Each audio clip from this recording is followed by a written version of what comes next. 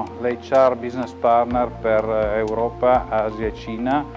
per Prima Power, che è azienda del gruppo Prima Industrie. Si occupa di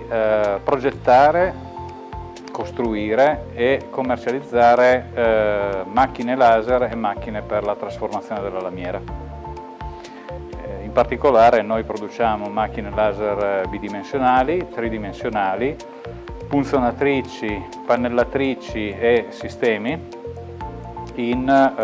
diverse unità produttive che abbiamo sia in Italia che all'estero.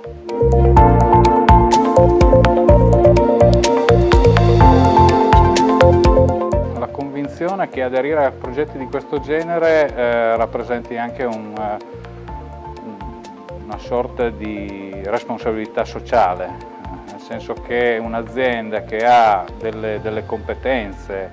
che lavora sui mercati esteri, che quindi è portatrice di esperienza, deve, a mio modo di vedere, condividere queste esperienze anche con chi si affaccia sul mondo del lavoro o, come in questo caso, persone che magari per vari motivi sono state estromesse dal mondo del lavoro, vogliono rientrarci.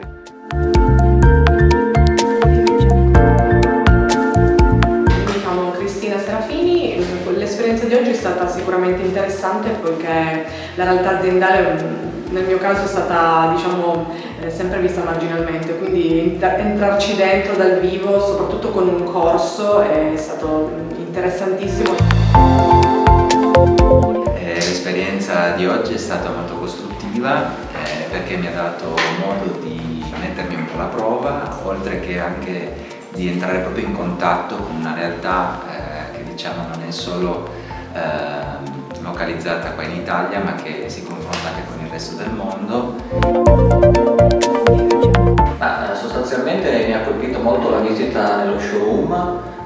dell'azienda, perché abbiamo potuto vedere delle attrezzature decisamente ad alto livello tecnologico.